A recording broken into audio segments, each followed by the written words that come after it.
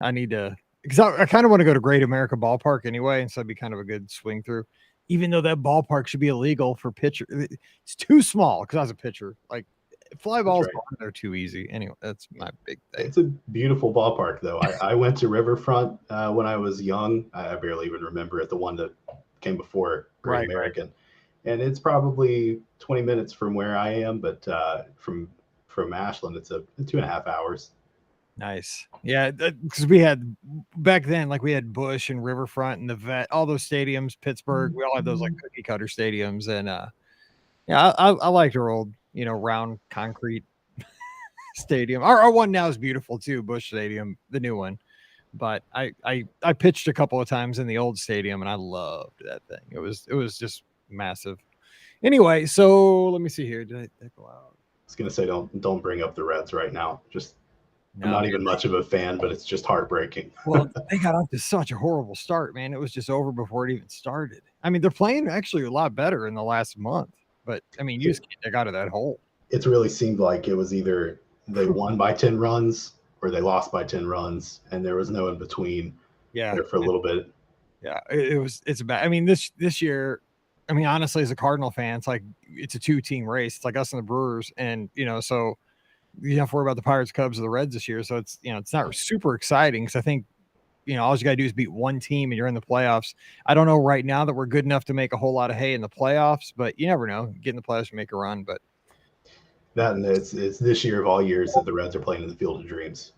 oh yeah, and we got gypped out of that because we were going to be in it, but that got canceled for COVID. Yep, Ugh. I it'll know. happen. It's like, yeah, I hope so. It's the Reds and it's the Reds and who? It's like, Cubs. yeah, the Cubs. That's what I thought. I was like, you kidding me? Yeah, and I was gonna say neither of them are really packing much this year, and it's just gonna be it'll be cool to see. Yeah, I'll watch it. Like I said, I honestly, it's being in the Cincinnati area. You have to try. It's the Bengals went to the Super Bowl. That was huge. It was really yes, cool to see. yes. And I've never been. I've lived in the area for like 10 years. I've never been to a game. The Reds do well. We silently cheer them on, and we'll go to a game every summer. But it's still crushing. When you see them, it's like, oh man. But we got a professional soccer team, and that's my thing. I really have enjoyed watching SC Cincinnati.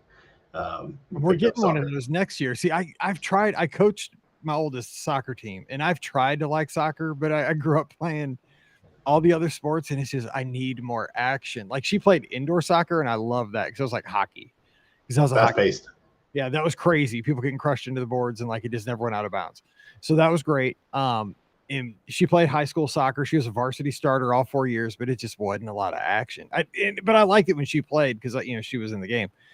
But we're getting a professional team in 23 in St. Louis, so maybe that'll because I've never like been in a city where we had a team, so we'll You see. got to go. Yeah, you got to go. It's the atmosphere of the fans is because you'll have them every city. There's the Oh yeah, soccer we already fans. have them. Like they have Twitter handles and stuff. The Oh yeah, hooligans, whatever, it's Saint Hooligans or something. I think they're called. Yeah.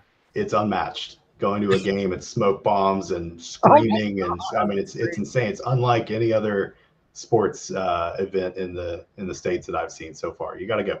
and I do love some Ted Lasso, by the way. So Great show. that's So an good. awesome show. Eagerly awaiting season 3. Okay, so everybody who's out here joining us, hello, happy Wednesday. Chris is joining us, and we're going to record a podcast. So let's do that. 2110. Here we go. Dog's sleeping, so I think we're good. Bubbles are good there. All right. Welcome to episode 2110 of the Be Our Guest Walt Disney World Trip Planning Podcast. I'm your host, Mike Rallman from BeOurGuestPodcast.com and one of the senior agents over at the Magic for Less Travel. Happy Monday to you. Hope you had a great weekend wherever you are tuned in. And I appreciate you taking the time to drop in and start another week with us here. Again, wherever you are, that's the beauty of podcasting. It has a reach worldwide. And I know that folks tune in all the way in South Africa, over in the UK. We have our friend Masayo tuned in over in Japan every week. We have friends down in Australia, friends up north in Canada, and lots of friends here in the States. Happy Monday to you. Hope you're having a great week. We appreciate you taking the time to hang out with us here for the next 30 to 40 minutes. So today, we're going to do what we do every Monday. We've got a great trip report lined up. And this one, we got to work hard because we got to get 2 weeks into about 30 minutes. We're going to make it happen, but we're going to have to talk fast, like the old FedEx commercial. If you're of a certain age, which a lot of you guys are too young, you're like, Mike, what are you talking about? You're an old dude. Look it up. It's probably on YouTube. And I think it was also like Micro Machines. You could look that up too. I think the same guy did the same commercial. Anyway, we're getting to our friend here. We're heading to Kentucky with a fun backstory here. Listener Chris is joining us today. Chris, how's it going down in Kentucky? It's going great, Mike. Can't complain. Glad to have you on the show. And it's kind of funny because we got in contact a while back, and come to find out, you are in a part of the country where my grandparents grew up my grandpa was always telling tales of this little town. It was so small, in fact, my grandpa could tell tales. I mean, it kind of got passed out to his dad. My dad was a radio DJ. And then here I am talking in front of a microphone 3, 4, 5 times a week. So we like to talk, us Rawlmans.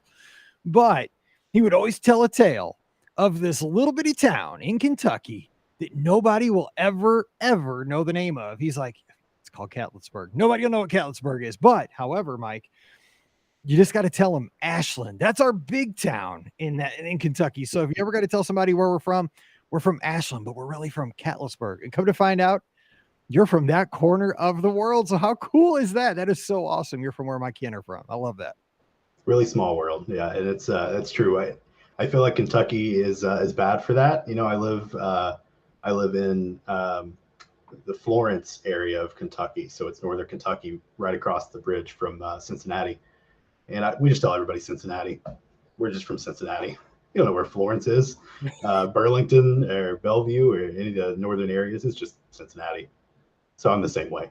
Yeah, it's so cool though when you said that, because it really is a small world, and it gets back to Disney. You know, it's so fun because through the podcast I've met people near and far. You know, somebody is, you know, there were kids at in there. I think they were joking because they just found it through Mallory, like kids at Mallory's middle school graduation thing, like, hey, we've heard your podcast and we love it because we went to Disney when we were kids, and these are kids that are 14. I'm like, oh, thanks. You know, so, you know, there, but then, you know, people around the world. So it's very cool. And I'm glad that you're from Kentucky and you're representing where my family comes from. I got to get down there because my dad, actually, this is kind of a fun fact, and then we'll get to the Disney stuff.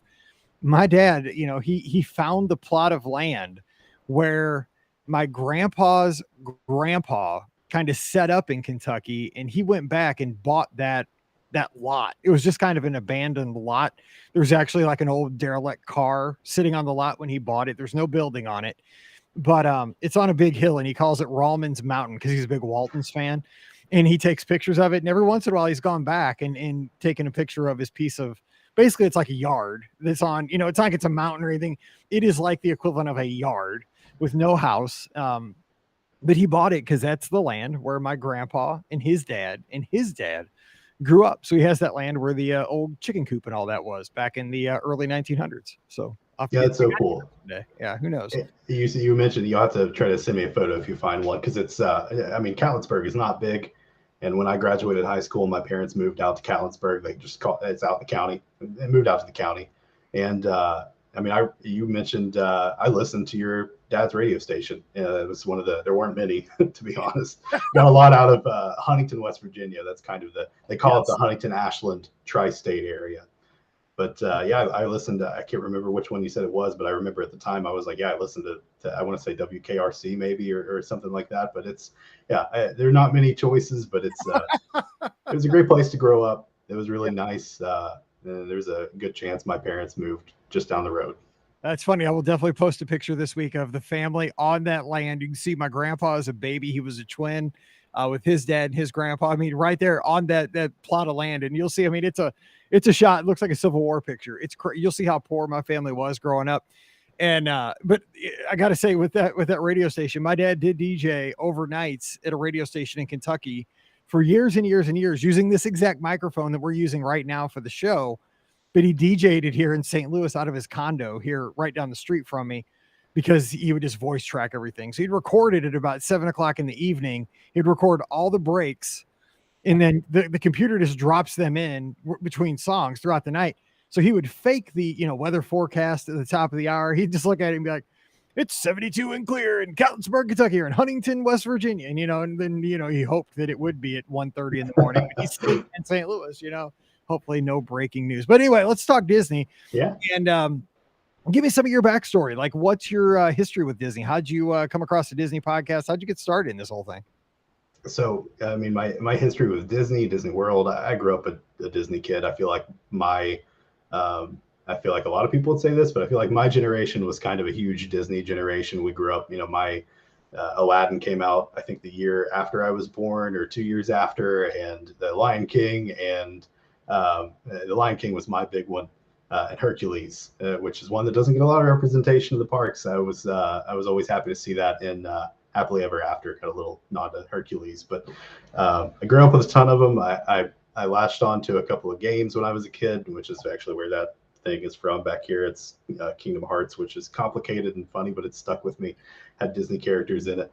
But I really enjoyed that. I went to Disney World a few times with my parents when I was a kid. And then went for our honeymoon, which is the trip that we're going to talk about, which ended up it was great. We were actually originally planning on going somewhere else, and then COVID had kind of thrown a little bit of a wrench in that. So we decided to try to pick somewhere where you can kind of do everything, which was Walt Disney World. So the podcast I found, I was actually looking to start running, and it was like early COVID, and I gotten laid off, and I was bored. And I looked at my wife, now fiance then, and said, I think I'm going to run a half marathon. She was like, why? I was like, I don't know. I just need like a goal. I want something to do. And I looked around, and I was trying to find a running podcast that wasn't like super serious. And so I found you all, which I was like, why is this a Disney podcast? But I keep getting like running relation with it. And then since then, I haven't run at Disney World yet. It's like a plan. Eventually, I want to run an event, but it's like a big to-do to get down there from Kentucky, of course. And so I've been following. I joined the Lizards group on Facebook, and it's a great group, and I've really enjoyed. And you all drove me to run a half marathon. It was like the motivation I had. It was great. I killed like an episode and a half of the podcast and finished it up with some music, and it was great. So. God, that is awesome to hear. That is so awesome. Congratulations on that. And yeah, I hope we get to run a race with you down at Walt Disney World, because they are a ton of fun. And I'll tell you what, the motivation for my first half marathon at Walt Disney World was because back then it was only really marathon weekend for me. And I didn't train. I would only run the race. That was the only one time I ran the whole year. And I paid for it the next week because I was so sore. But I just wanted to get out of St. Louis in January because it was so miserable here, so cold. And I go down there and I get like 3 or 4 days of nice weather and fun at Walt Disney World. Sign me up. I'll suffer for 3 hours. That's what I did. It was the same way. I ran my first one, and I was probably a little early. Like I wasn't like really trained up for it. I had run like a lot of 10Ks, and the most I had gotten was like 8 miles. And I was like 8, 13. It's like the same thing. I'll just do it. And I couldn't walk for like a week. I walked into work and was like barely getting around, and my boss at the time, who followed me on Strava, they were a lot of runners, was like, did you run a half marathon? And I was like, yeah. And I had run around my little cul-de-sac area like 37 times or something like that. God, we're brothers, man. I run around my lake 53 times. That's my train. So yeah, and I'm exactly 8, 13. It's just a rounding error at this point. I'm ready. Yeah. Let's go. Okay. So let's talk about your honeymoon. So talk about the planning. How'd you guys decide where to stay, when to go, and how'd that all come together? Well, by virtue of me running all the time over the pandemic, the beginning of the pandemic, when kind of everything, including Walt Disney World, was closed, it was kind of a little bit of a comfort thing to listen to the podcast. And I got a ton of information from you. It was like I had crushed like 150 episodes, 200 episodes of the podcast in like maybe a year or something. It was like driving to work, listen to it, running, listen to it. Like I'll pick up that one that I didn't finish when I get home and run. And so, I mean, I really did go into planning the honeymoon with like a lot of ammunition as far as planning goes. Like you equipped me with what I needed. So the planning was like, we want to stay somewhere a little different. We wanted to stay somewhere a little nicer. It's a honeymoon, right? And we had stayed in Art of Animation once before, and we went in with Coronado Springs, which now it's like, I don't know if we're going to be able to stay anywhere else. We loved Coronado. I know. Loved I it. know. I was Yep. trying to explain to somebody today because she was trying to decide between the four moderates, and she was kind of tentative. We booked her today, actually. We're recording this on Wednesday, so you know who you are. Trust me, you're gonna love Coronado because she's a little still like I'm like, trust me, you will love it because I was the same way the first time I stayed there. I was like, I don't know if I'm gonna like this as much as Riverside. And then I was like, oh my gosh, why have I never stayed here? It's like a deluxe hotel. I think you're gonna win her over today by the end of the show. I have a feeling. Absolutely. Like I cannot express it enough. We stayed in Gran Destino in one of the normal rooms, and Riverside was actually it was the one that we wanted, but it wasn't open yet. It was still closed. But Coronado was incredible. The food options were great. Honestly, Toledo was one of our like top restaurants that we went to the entire trip. So yeah, we stayed at Gran Destino, and yeah, you should not regret it. You're gonna love it. Listener who booked Yes. today. Yes. She's gonna love. I'm telling you, just trust me. Even if you're not in the tower, the standard rooms that are outside of the tower are well. I mean, they're recently well refurbished. They're beautiful. The grounds are gorgeous. It's a great place to walk. It's a great place to run. The dig site pool, the pool bar is great. The dining. I mean, it's got it all. I mean, it really does.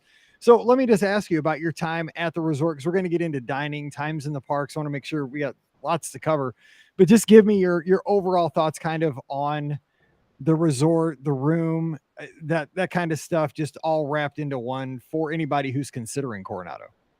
Yeah, I mean, so the grounds were excellent. It was really well kept, of course. I mean, that's kind of like an expectation. Everything's always so clean and lush and perfect. But the lake was great. A great running route. I actually didn't get to run at it, but I didn't get to. I chose not to. Yeah, I Decided mean, yeah, seriously, true. honeymoon. I mean, yeah, exactly. I mean, I'm stupid. I'd probably run on my honeymoon, but I probably shouldn't. You're smarter than me.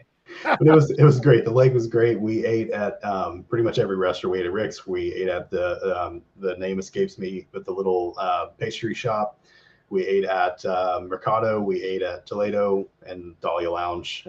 Drank at Dahlia Lounge, and then Three Bridges. The grounds were great. The pool was awesome. I think it's one of the largest hot tubs on property. I think It's big. I've been in that hot tub many times. yeah, it's great. That's a good hot tub. Great hot tub. We hung out in there, and the pool was awesome. I went down the slide. Couldn't convince the wife to go down the slide, but that's all right. Come on. It was great. It was hands down. So I was so used. I stayed at Pop Century and All Star Sports when I was a kid, and I actually, it was kind of cool. I didn't know at the time, but we were in Pop Century, and it was my dad had booked it. It was this great thing. It was one of our first trips, and it was like, oh, the resort's only half done. It's brand new. It's not even finished yet. You see that stuff over there across the lake? That's going to be an older themed park, Yeah. and it's not done yet. And then it never finished. And then I Right. ended up staying in that building in one of the Little Mermaid rooms a little later when it became Art of Animation. So it was pretty cool. But anyway, Coronado Springs is great. We loved it. It was a really nice theme. It really nailed that like not kind of in your face Disney bit. It had the nods. It was fun. There's Walt and Mickey in the lobby, but it's gorgeous. It looks like a 5-star resort. Yeah, I agree. Especially when you go. 'Cause here's the thing, too. I don't know if people understand this. You don't have to be staying in the Grand Casino Lounge to take advantage of those amenities. So you could be staying in a standard view room, a preferred room. Somewhere out in the ranchos or in the casitas or in the cabanas, any of those other sections, and you could still come up and hang out in the Barcelona Lounge, which is in the kind of the atrium area of the Grand Casino Tower. You can use the fitness center, just hang out in those common areas because they are so beautiful. I mean, really, you probably spent some time at the Barcelona Lounge or any of those places. They're just they're amazing because really they're put there because they have conventions there, but they're great for everybody. Everybody benefits. Yeah, I spent too much time there because, like I mentioned before we went live, we were there for 2 weeks, and one of the bartenders was like, "Have you not been here for like a really long time?" I was like, "Yeah, we have." But yeah, I was almost a little jealous because that little like beach area with the hammocks is like right outside of the casitas or the ranchos. I don't remember which one, but I was like, man, this is kind of nice. I'm gonna go sit on a hammock all day. Of course, it's not a far walk from Destino, but yeah, the other places looked great too. Right. Okay. So you were there for 2 weeks. Okay. So before we dive into like some of the highlights of what you did in the parks and so forth, how did you go about when you, so having that much time is everybody's dream at Walt Disney World, I would suspect, most of us. But when you have that much time, I'd imagine coming up, like how much did you plan? Because I think it'd be hard to plan for 14 days, because that's just such a big allotment. Did you have every day scheduled? Because nowadays you really do have to plan with park reservations and dining and all that. Like, how did it look going into the trip, and then how did it actually happen? So this is what, and I feel like this is every relationship. There's one person who is a planner by the Right. book, Hey, spreadsheets. it's better to have one that is and one that isn't than to have two of. If you have two planners, that's trouble, and if you have two non-planners, that is even worse. If Right. you have one of each, you're in good shape, and that's what we have, and I bet that's what you have. It sounds like. Yep. So my wife is, where are we going? What are we doing? What's the plan? Need to Same. know. That's And I'm fine. like, we'll figure it out. It's fine. Like we're good. So when I'm kind of, I had listened to all the podcasts. So my wife was like, I don't know, I trust you. Let's just like go for it, whatever you need to do. But I'm not a big planner, so I'm definitely not the like I have like fast passes and like lightning lanes now, but I don't have all of that scheduled out. Like rides, we didn't plan, other than just kind of what we wanted to do. But mostly we picked our dining because it was such a fast turnaround. They dropped the advanced dining reservations to 60 days now, and so I was like, well, we need to get where we're wanting to eat because we're food. I mean, we love eating, and that was we ate. It's funny now. I feel like we ate everywhere on property. We did not even close, like not even anywhere near everywhere, but it felt like it beforehand. I was like, we've got all of the reservations, but we slotted all those food reservations. And then we said, okay, well, how many times do we want to go to each park? Um, and then we got our park reservations and then just kind of went from there. We had a park hopper and didn't park hop once. Really? Yeah. In 14 days? That is unbelievable. But I guess, I mean, if you think about it, though, I mean, really, if you think about the logic of it, the time you wouldn't need a park hopper is the time when you have that much time to just go to, because you could just go another day to that park. I guess Yeah. it would make sense. But yeah, oh my gosh, it's crazy because the park hopper costs the same whether you use it for 2 days or 10. It doesn't matter. It's the same price. We totally expected to use it. I mean, I was even with all of the restrictions and the changes. I mean, I was like, yeah, we're like, I remember I got the park hopper when we went in the 90s, and I remember like, I mean, it's funny. I think I still have the old VHS they would send you, Yes, I like have when you those wanted to book. I think I ultimate still park have it. hopper ticket. Yes, that old guy that would walk around in the commercials. Yes, the ticket Yes. guy. And so like I remember all of it. Like we park hopped when we went the first two times, but it was easier. I feel like because I was a kid, so we would like go somewhere and then go. I like probably took a nap and then went back. But like we were the bus. One of the things I've heard people complain about Coronado is the bus system, and we never cared. It really didn't bother us a bit. Like we never waited that long for buses. We never went anywhere. But it was like once we were in a park, we were like, yeah, we're already here. Let's just stay. Whatever. Like we can find something else to do here. We've got another ride we haven't been able to ride yet. So yeah, it was. We didn't park hop once. That's awesome, though. That's crazy. I love hearing that because in 14 days, I would have. I mean, if we're taking odds, like we play those odds makers shows, like what are the odds? Chris had the park hopper and didn't park hop. Like 0%. No, because Ricky would have thrown down something crazy, like like it wouldn't have made sense. I just get because that's what I always get the feedback. Like Ricky thinks everybody carries around those backpacks. I got so many emails about that a couple weeks ago. I know she was way off on that one. Anyway, back to today's show. In the theme parks. Okay, so how did you break it down? How many days were you in each theme park? And give us some stories. Like we can't obviously go over everything you did in every park, but what were maybe some new experiences or some experiences that kind of jumped out at you in the parks? So I got to go back and check my notes really We're quick. not going to fact check you, but I mean, Oh no, it's fine. So we were 3 days in Magic Kingdom, 3 in Epcot, 3 in Hollywood Studios, and 1 in Animal Kingdom. And we were down in October for the last half of October, and it was still so hot. I mean, It was like 90, 95 degrees every day. But I mean, we had gone, like I mentioned, my wife and I had gone before one time, and we stayed for around a week. It was like 5 days, I think. and we got to do a good amount, but we left and we're like, we didn't get to do everything. We want more time. If we go again, we want to try to do longer. And you mentioned earlier, you feel like everybody wants to go for 2 weeks, and still leaving after 2 weeks, we were like, we could have done more. After 2 weeks, I think I need my own. I love Disney, but I think I need my own bed, and I can't have. My brain needs a break after 2 weeks. I think. I mean, 2 weeks might be max. It was 2 weeks it was a balance, because I was, we were like, we could do more, but God, I want to go home. Like I just need to not have to walk everywhere anymore. I just want to sit in my chair. Yeah, we did 70 miles. That's what I saw. 70 miles, and I was, it was like, I've been running for 2 years straight. I was like, I'm in good shape, and then there were days where it was like, no. You know what it is though? Honestly, honest to God, I think it's the standing. It's not even the walking the 70 miles. It's just like standing that long. Because I'm fine with like walking. The miles don't hurt me too much walking. It's just when I go to a theme park and like you're on your feet all day, and you look down like I've run that far before, but it's like when you just stand in lines all day, my back it tears you up. Yeah, and that's definitely, I'm almost 30, and I'm like, my back is killing me. Oh, wait till you're 40, 48, man. I'm telling you, man, everything hurts.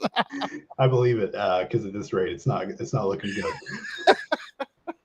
So what else though? Give us some highlights from the park. Like, I know you made a lightsaber. That's awesome. So I didn't make one of this trip. I made one the first trip, which was actually a little funny. We were friends. One of our bridesmaids was a cast member at Bibbidi Bobbidi Boutique before it closed, and she met us down the first trip, and she was college friends with my wife, and they were like, we're gonna walk around, and I was like, we were in Galaxy's Edge, so she met us in Galaxy's Edge, and I was like, yeah, you guys walk around, I'll go walk around too. And then I walked up to a cast member and was like, hey, where's Savi's workshop? Do you know a person named Savi? And I didn't know what to expect, because so the first time we went, Galaxy's Edge just opened, and they were like, don't say that, don't, it's scrap metal, you need scrap metal. I was like, oh, okay, sorry. But I made one the first trip. The second time around, I got these, which are Ahsoka from the Clone Wars animated series. Very good show. But I mean, yeah, so this was, I love going to Doc Ondar's, right? Oh, maybe Doc Ondar's. You know more Star Wars than me already. I can tell. I love the movies, but I didn't see the Clone Wars, so you got me. Gotta watch it. I am Star Wars is one thing I've held on to like heavy since I was a kid. I read all the books in elementary school when they were around, and I've loved it for a long time. So got to check out the Clone Wars. But it was really great. Love Galaxy's Edge is great. That's why we did 3 days in Hollywood Studios. We were like, should we do one more in Animal Kingdom? Should we go for 2 or 3 in Hollywood Studios? And I was like, I gotta walk around Galaxy's Edge more. We got an Oga's reservation for like 11 a.m., which was blessing and a curse. So like, you get 2 drinks, and we're like, all right, well, we got to do 2 drinks, and it's like 11 in the morning.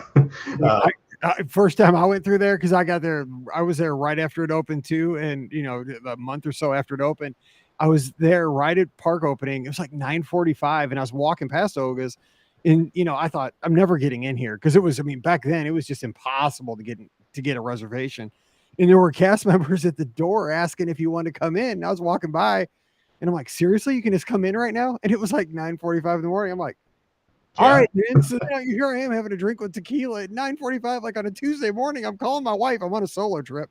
I'm like, bam, I know it's like a Tuesday morning. It's like it's 8:45 where you are. You're on your way to school. I'm having a drink in Oga's Cantina because I got in. And you have to buy a drink. She's like, shut up, and I'm going to school. Don't even talk to me. And she hung up on me, I think. It's vacation. Time doesn't matter. It's all good. Just, whatever. It's my job. Exactly. Yeah, you've got an even better excuse. It's like, yeah, no, I've got to do it for work. It's for, it's for work.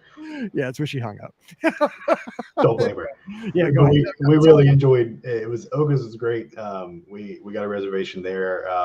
One thing that for another reason we never got a Ronto wrap. It's one thing everybody's raving about. So good. I haven't gotten one yet, but we ended up getting the mixed popcorn, the sweet and savory popcorn, which was honestly pretty great. Big fan of that. But yeah, so I guess I'll just like give memories from each one. So we saw Galaxy's Edge is the highlight. Love Hollywood Studios. can't day drink if you don't start in the morning. So Yeah, Andrew with the comment on Facebook. Yes, you're correct. that's true, especially on vacation.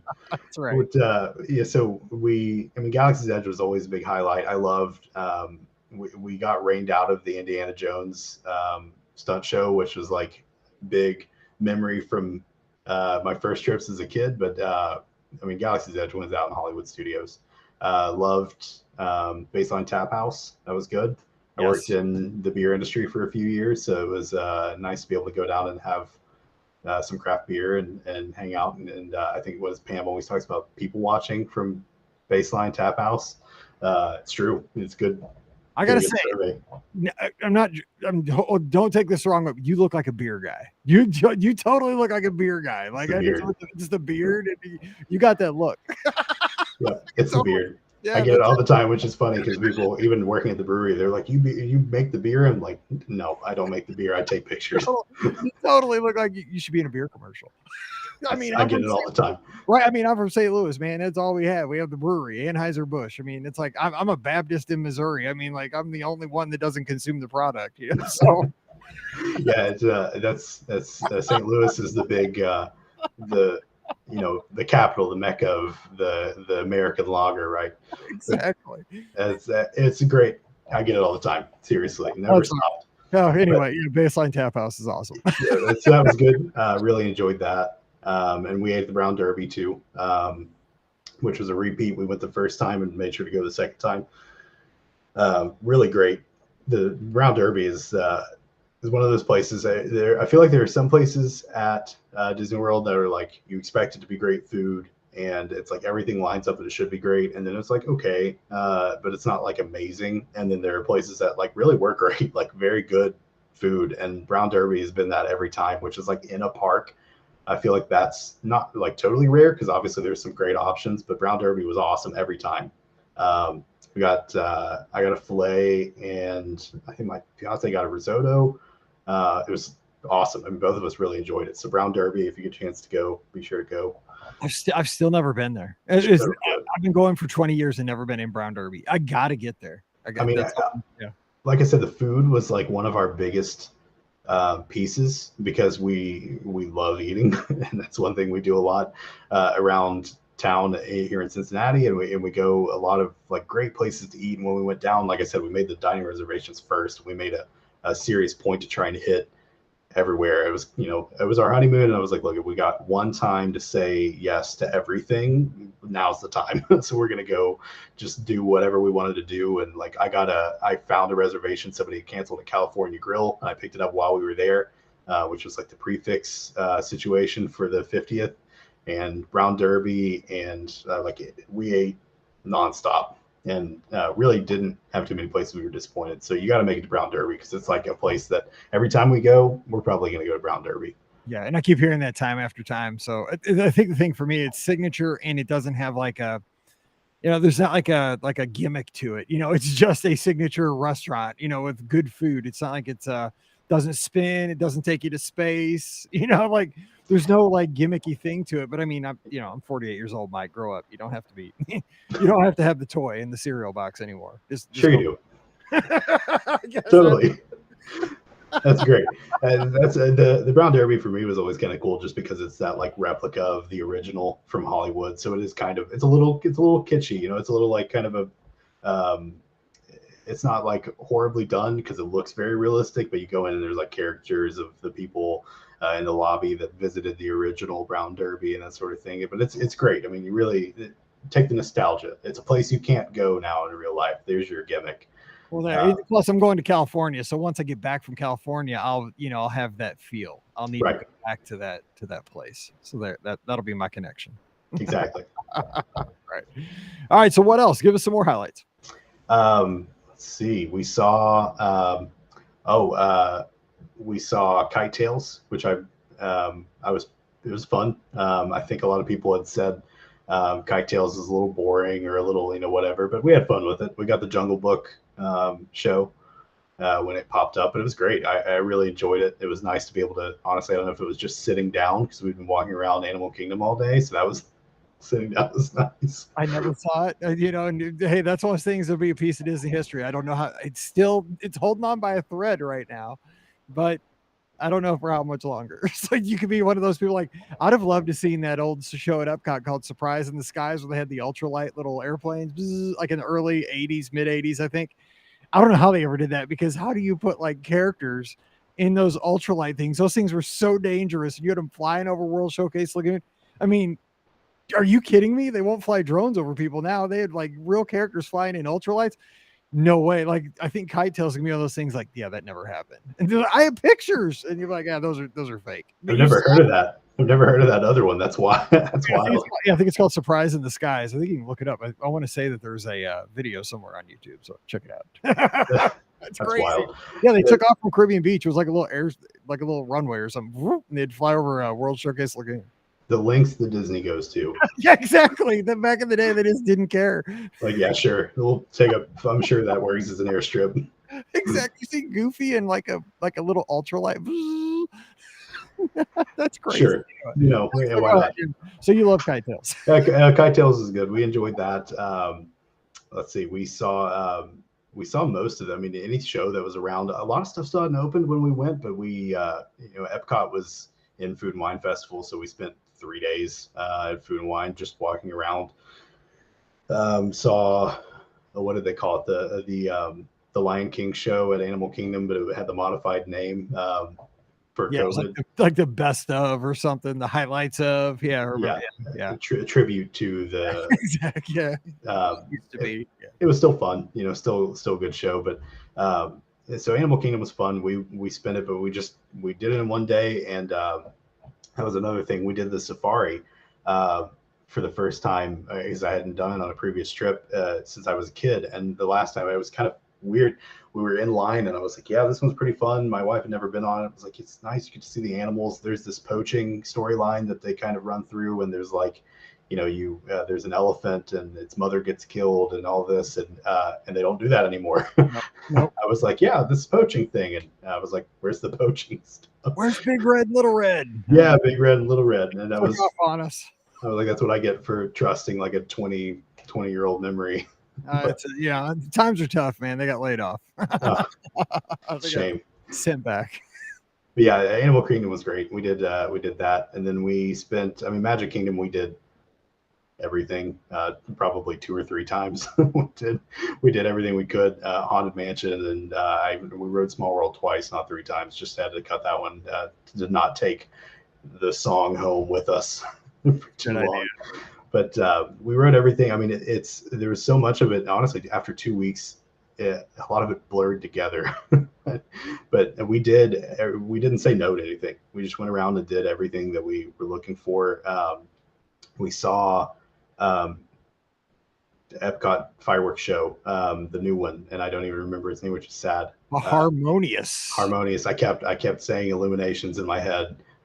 Hey, nothing. Hey, you know how I feel. Nothing wrong with thinking about Illuminations for the show at Epcot, because exactly that's how I would have it if I could. But the last time that the trip we took in 2019, we saw the last day, the last showing. We were there the same night then, because I was there. Really? I was standing there with Dr. Kai. Yes, we watched it, and my heart broke. I know, the special place in my heart. But it was Harmonious was great. It was beautiful. Loved all the songs in different, their home languages from all the movies. It was great. And that was like I mentioned Hercules earlier. I think they had Hercules in that show as well, which is great.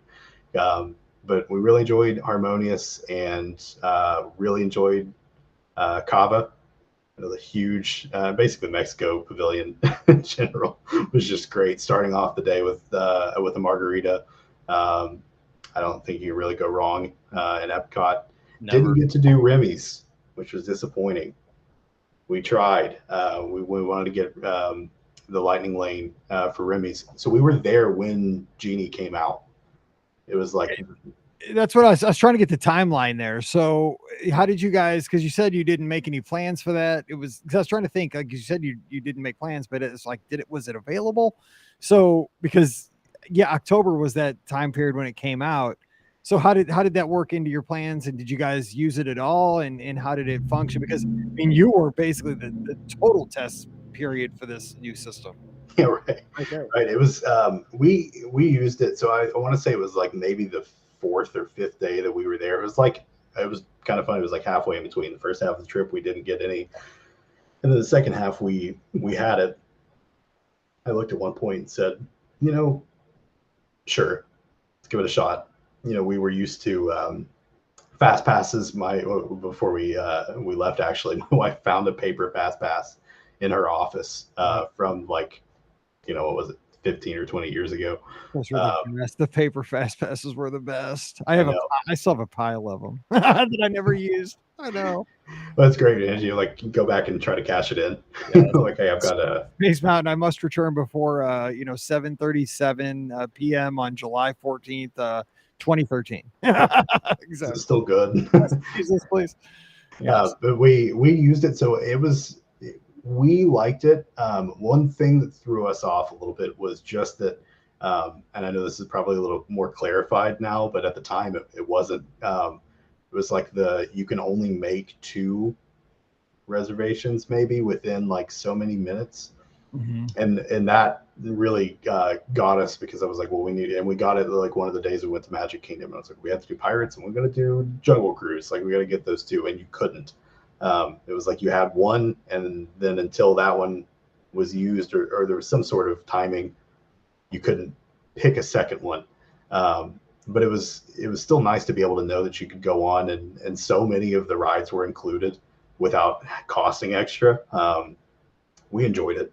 But I can see where, obviously fast passes were. Well, they were included. I mean, because if you use it, it was included in your package. If you didn't use it, you weren't out anything, Right. But I mean, it is what it is, and I'm going to use it to my advantage. And, guests asked me at the Magic for Less, should I get it? And it's, it's totally a decision because it is an upsell, but you're spending a lot for your vacation and you don't want to put yourself at a disadvantage. And at this point, I think Disney's right. I think at least 50% of the guests do have Genie Plus.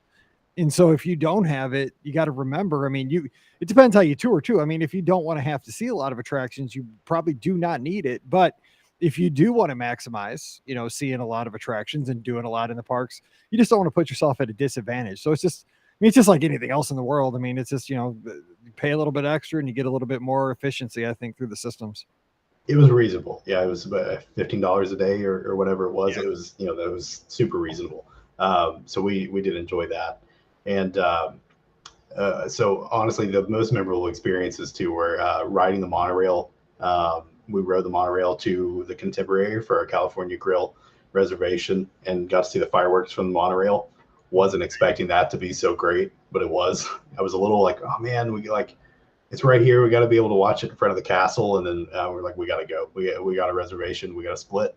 And riding it on the monorail and watching the fireworks was like one of the best moments. I mean, visually anyway, you get that, that little elevated part of the track as you get up towards the Contemporary. And it was beautiful, really nice. And California Grill was everything that I had expected it to be. That was definitely one of the best meals. That and Toledo were definitely our favorite. And that's what I was going to ask you. So you put Toledo up there with California Grill, because that's one we never talk about because it's so new. It opened right before COVID. Mm-hmm. And then, it's at a resort. It's at Coronado, so it's not as easily accessible as like a California Grill. You just don't hear much about it. But I mean, hearing you say that, like those two in the same breath, because California Grill's revered. I mean, Scott, like that's his favorite restaurant. Pam Forrester, that's her favorite restaurant. And I mean, they're foodies. And you're saying the same thing. But I mean, when you put Toledo up there with it, that tells me a lot. Because you guys know. I know. And I like highlighted on my notes before we came on. I was like, I got to give Toledo love because like, it's not so many people. I love listening to the podcast and so many people talk about the Riviera and Topolino's. And I was like, oh, well, it'd be great to make it over there. But like Toledo's on top of her resort. Like it's right up here. We got to go. So we went up and we had a drink at the Dahlia Lounge beforehand and went over to Toledo for dinner. And I mean, it was one of the best dining experiences we've had. And we've been to some fine dining or higher end places, but I mean, Toledo crushed it. The food was great. The service was some of the best we got on property. They did the whole deal where they bring out wine suggestions. pop the bottle in front of you and let you try it beforehand. And as it's a little funny, I'm not much of a wine drinker. Wife likes wine, but he was like, "Is this to your liking?" And I was like, "Sure." That's not me. I'm like, looks good to me. So tastes good to me. It's wine for sure. Thank you. But yeah, we tried, but it was some of the best food. I had I want to say a lamb shank, and my wife had scallops, I believe. Both of us left like raving, and we even made it a point to try to go back, but we couldn't get another reservation while we were there. But it definitely ranked up with California Grill, like hands down. It was fantastic. So definitely make it to Toledo if you get a chance. Go to Coronado. Totally worth the trip. That sounds good. Yeah, because it's a sleeper. Nobody hears. You never hear anybody. I mean, I don't ever see anybody talk about it on Twitter, on Facebook, anywhere. Like I know you think it isn't even open. Like, and somebody said in the chat earlier, like Coronado is underrated. It's a secret. And I'm like, between us three, it's between me, you, and Chris, whoever in your ears here today. it is truly. I mean, it was well worth it because Three Bridges was excellent too. Mercado was fine. It was like the food that you get at most resorts. It was great in a pinch, and you could run down and get some stuff. But between Three Bridges and Toledo, it was great in both of the lounges. But we went. We spent 3 different nights in Disney Springs as well. We did Homecoming, we did Wine Bar George and the Boathouse. We did Gideon's, we did Terralina, and we did Morimoto Asia in Disney Springs.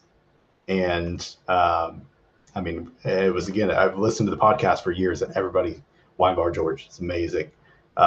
And Gideon's is amazing. You got to get down there for Gideon's, and Homecoming is amazing. I mean, like all of them, I left.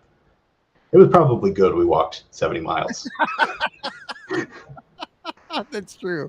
Yeah. We ate a lot. That's what I'm worried about my Disneyland trip here at the end of this week, is that I'm going to be eating like a champ out there, because everything I love our listeners, because I have probably gotten 200 emails from our listeners with tips, and 198 of them have been about things to eat, and 2 have been about rides, and stuff to do. Like, hey, you got to eat this, Mike. I've been telling you, you're going to have a good time, but here, eat this. And okay, so the problem is Disneyland's not as big as Walt Disney World. So I get on the treadmill every morning, so that's going to help. But I'm just worried, like, everybody's like, oh, Disneyland's so small, like you won't be walking as much. That's an issue when I'm going to be eating as much as I am. So yeah, you're right. You got to walk. Got to compensate on the treadmill for sure, because I think it's the only reason we made it out. And then we made the mistake because we were sitting at Wine Bar George and got in the queue for Gideon's, or we got in the queue at Gideon's and then went to Wine Bar George. And I was like, is it cool if we go eat dinner? And they were like, yeah, it's fine. Just we'll text you when it's time.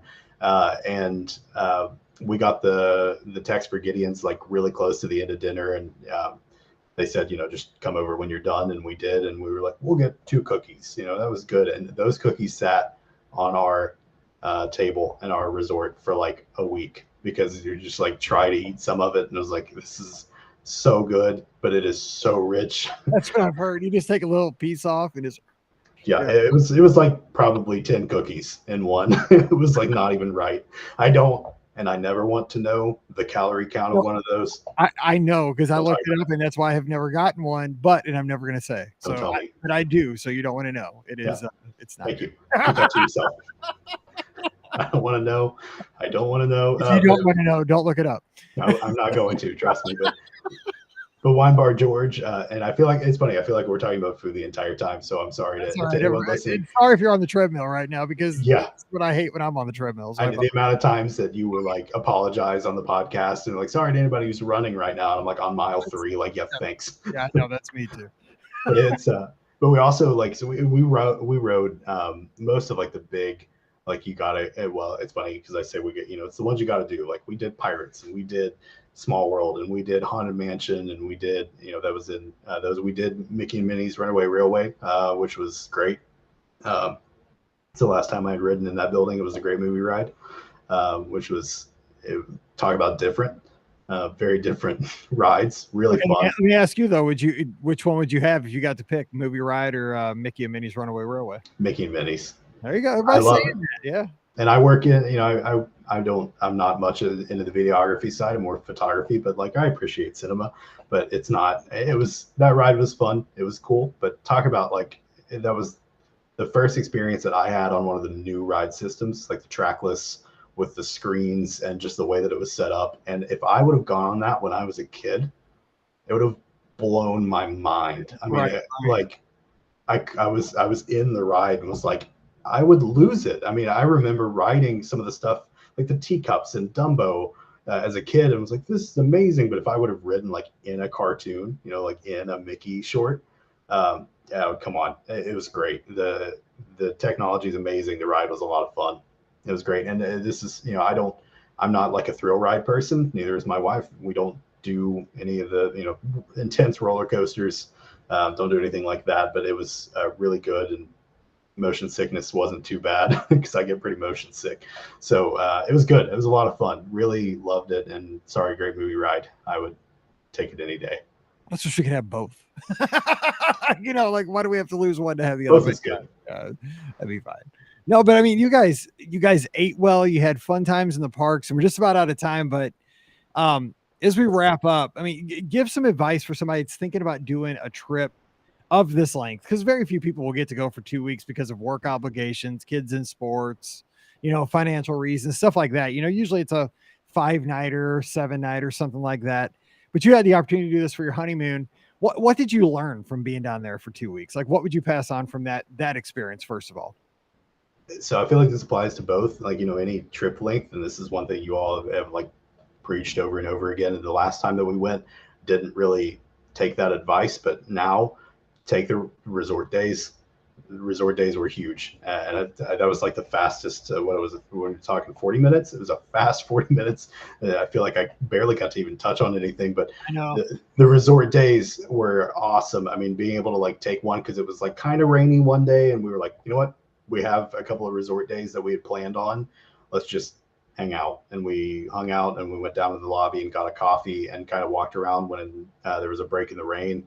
Went and hung out at the pool, but it was a great rest to be able to like hang out and enjoy all the different spots at the resort. So that was huge. And then don't let the plans tie you down. That's my advice. My wife would disagree, but don't let it tie you down. Being able to just kind of go with the flow and pick up. Like I looked for reservations as they were canceled on the app. It's like, oh, let's go to California Grill. That's how we got reservations there. It was just like check around and see what's available and go with the flow. No, that's a great tip. That's a huge tip. I mean, because plans are there, but they don't have to be, you know, in permanent ink. If you have something better, if you don't feel like doing something, don't do it. It's your vacation. Exactly. I think some people like, and I mean, I've gotten like this before in the past too. And I've kind of learned as I've gone enough times that when I get home, it's not a series of check boxes, right? And I think when you first start going to Walt Disney World, it's like you're trying to check off all these things. I ate here. Okay, I rode this. I saw that parade. I swam in the feature pool. Oh, I swam in a quiet pool. I went to the fitness, you know, and like you're checking off all these boxes where if you come home and you only checked off half the boxes you expected, but you got to relax and maybe, you know, play checkers with your kid on Tom Sawyer Island, like, but that wasn't on the list. That's a win. You know, that's the whole thing. We were there for 14 days and still came home and said, well, we didn't get to do this. We didn't get to do that, but it didn't matter. And that's, I think, testament. Like, how often do you get to go? I've never been on any vacation for 14 days before. So it's like, you don't worry about checking off the boxes. Just go out and enjoy it and take your time and go with the flow. And, you know, if you see an opportunity, go for it, and don't ignore taking a nap. No, trust me, I'm a king napper because I get up super early, but that I make up for it with an afternoon nap. I do that in my real life too, but that's just me because I get up super early. So one last question, then we'll get out of here. One last thing I want to ask you about.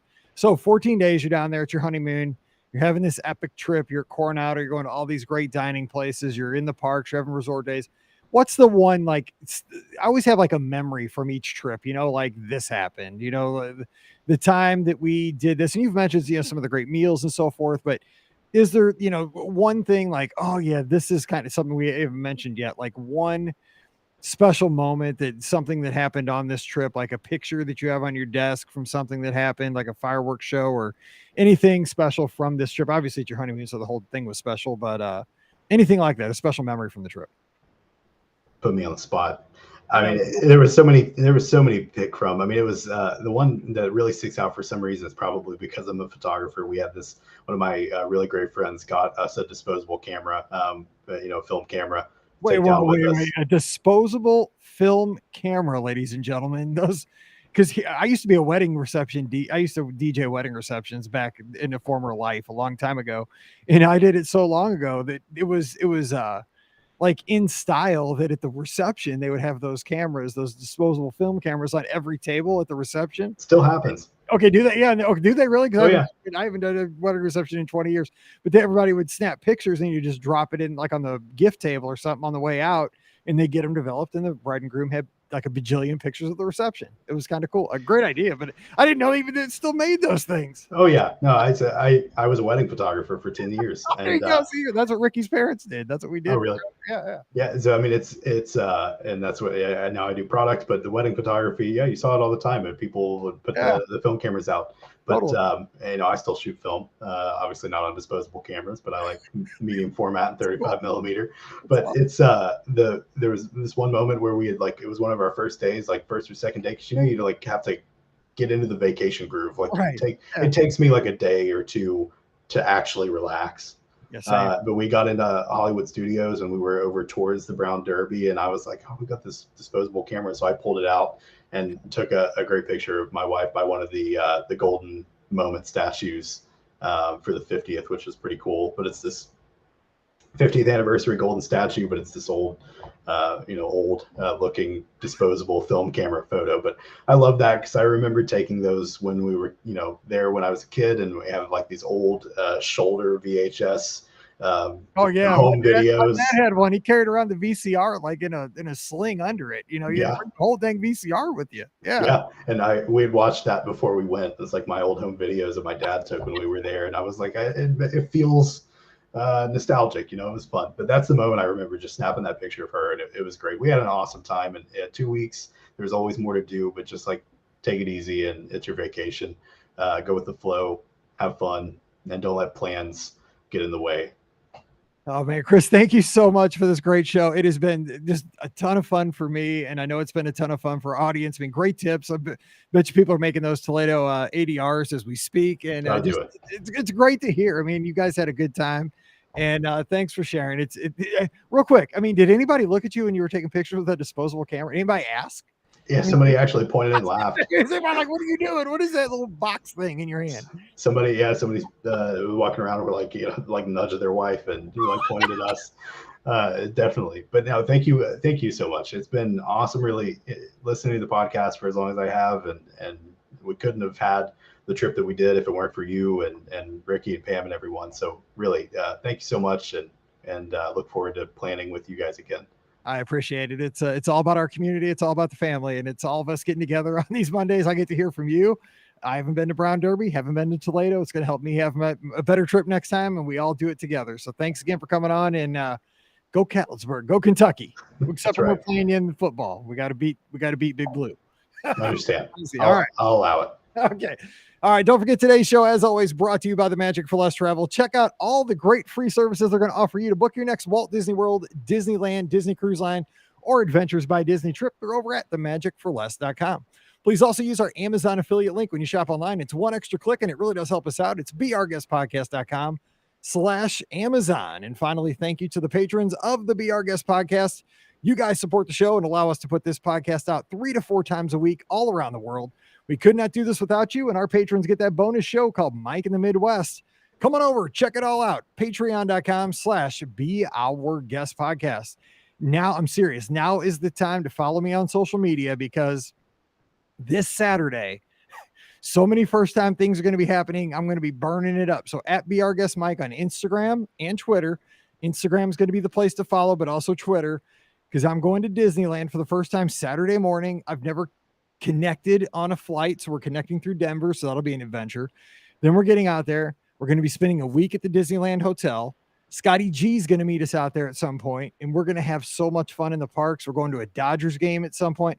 I'm just telling you, we're going to be posting it all, and it's going to be crazy. So follow me at Be Our Guest Mike. I'll be sharing it all on the social, and we'd love to have you over there enjoying all the craziness on the West Coast for once instead of the East Coast. So we'll see you over there. Also, no live call-in show. No, we will have a live call-in show this Sunday night. It'll be the next Sunday night. We won't have one because we'll be out there. But join us this Sunday. Wait, we have I totally just screwed this up. What the show's coming out? Now I gotta edit this. Now I gotta edit. So this show comes out Monday. What's today? Today's the 22nd, Wednesday. Monday's the 27th. 27th. Yeah, so there will be no live show after this one. Okay, so I was on the right track. And don't forget, there will be no live call-in show this Sunday night because we're going to be out at Disneyland. So we'll be holding off on that, but we'll have those picked up once we get back. So just enjoy yourself. Go get some ice cream on Sunday night. And again, follow me on the social and see what we're doing out in Disneyland. All right, we will jump out of here and let you get on with your week and hope you're having a great start to the week. So thanks for joining us. So for Chris out in Kentucky, I'm Mike here in Missouri. You all have a great week. Stay safe, stay healthy, and we'll see you real soon. Man, I totally forgot, because next week I got to record a bunch of shows ahead of time, and I'm like, okay, what's the sequence of? I can never remember when they're coming out. And I was like, oh my, am I ahead yet? No, I'm not ahead yet. It threw me off enough just you saying Monday. I was like, it's Wednesday. I know, seriously, I never live on because on Mondays I record Wednesday and Friday. I'm never on the same day. And then on Mike in the Midwest, it's the only day that I just record whatever. It doesn't matter. It's totally just a wreck. I couldn't keep it straight either. Don't worry. And I've been doing it for 14 years, and I don't know what day it is anymore. So let me save this real quick. So let's see. All righty. Well, I'm going to edit this thing up and I'll get it up on Monday. So if you need anything, you just give me a yell. But thanks for the time. I sure appreciate you taking it tonight. Yeah, thanks so much. I mean, it was really fun. It's nice being on this side. I get to maybe go listen to myself, which would be kind of weird. It is weird. Never get used to hearing. I never listen. I don't listen to our show. Hearing your own voice on recording is never not weird. I don't listen. I only listen when I edit. That's it. Once it goes out, I always just gone. Yeah, when it comes out, I hit the button to make sure, when it goes out on the feed, I have a tab open on my laptop, and I hit the button just to see that it goes out to make sure that I put the right file. I always make sure just to say like tonight after 9 o'clock here when the new show comes out for tomorrow, I'll hit the button just to see if it says Happy Thursday. Because if it doesn't say Happy Thursday, I'm like, oh crap, I put the wrong. It's the Friday show or it's the Wednesday. I didn't attach the right file. I know that's me working in social media. I always make sure the post went live. If it looks good, it's out in the world. Yeah, because Pam was like, why do you do that? I'm like, I just want to make sure that I put the right file. I don't want to put next Monday's show coming out on Friday. Because the one time you don't. Exactly. One time you don't look. Yeah, it'll happen. It'll happen. All right, well, take care. I appreciate it. Nice talking to you. And let's don't make it too long next time. Let's do it again.